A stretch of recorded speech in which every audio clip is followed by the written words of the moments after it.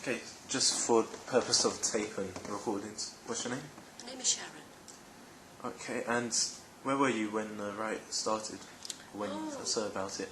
Okay, I was thinking of having an early night. I had a bath about 9 o'clock. I had my grandson with me because my son went to Scarborough. He was going to a wedding, my cousin's wedding, and the mother was working that evening and asked me to look after my grandson. So I thought I'd have an early night, go to bed. So I must have been in my bed about 9:45. And I was in a fast, I was in a deep sleep, and all of a sudden I heard kicking at the door and screaming, "Sharon, Sharon, quick, open the door, open the door." Yeah. I was kind of like scared because I thought, what's going on? Not realising what was going on outside. Yeah. I've came down the stairs and I've got a side window, and as I was walking down, I saw like flames passing my window, balls of flame, because Aldi's, I then found out, was lit, but there was also a building nearer to my garden in Scotland Green at the back. Oh, okay. So just I ran downstairs because I was in shock, and I looked out into the garden and I saw this building that hasn't been built was on fire, and I could feel the flames tensely on my face, that I was holding my face. And with that, I ran upstairs, I grabbed my grandson, and the person took my grandson, and I was in the street in my pyjamas, in shock, just standing there. I was too frightened to go back in because I thought, any minute now my house is going to catch alight. It's going to go onto the fence and onto my fern tree, and I was just shocked. I was just standing there outside in my pyjamas, and then I started seeing all these people running down, throwing bottles, bricks. Someone broke the window of the pub, the two breweries, and out came a TV. Yeah. Then a person behind him, another person, had 2 cases of lager beer. I don't know what it was, but I was just devastated to see what was going on. So, really, this was just like a shock to me, and I just sat outside, and my throat was starting to hurt me, and I knew that I had to run back in the house again to get my pump because I was having an asthma attack because of the fumes. And then a neighbour saw me, and she took me inside until the fire at the back calmed down. Yeah. But apparently there was a guy, my neighbour, relative, he had a hose, and he was wetting the fence, so thank God that, my house is still standing. And that's it, basically. So you pretty much saved your house? Yeah, And how old's your grandson?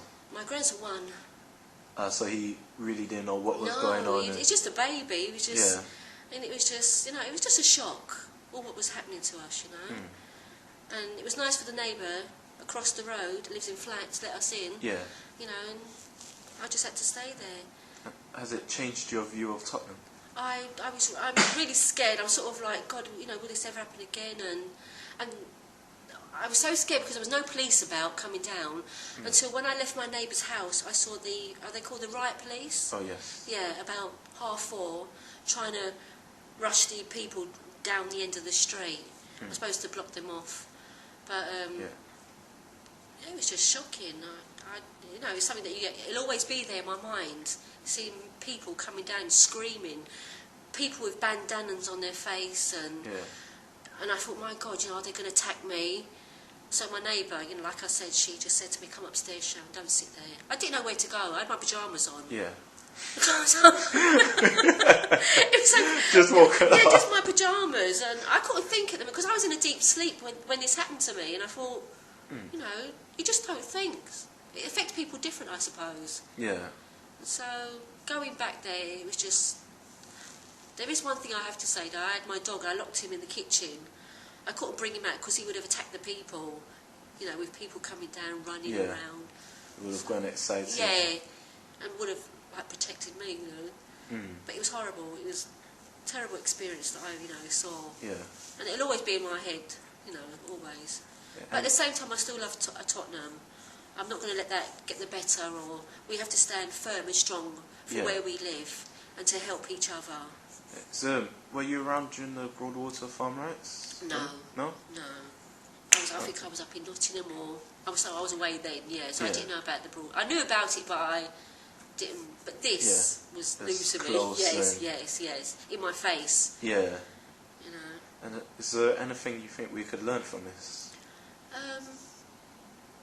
I think people need to come together, you know, to reunite and try and live a peaceful life, and people get on with each other and stand firm to help each other, you know, for what we've gone through.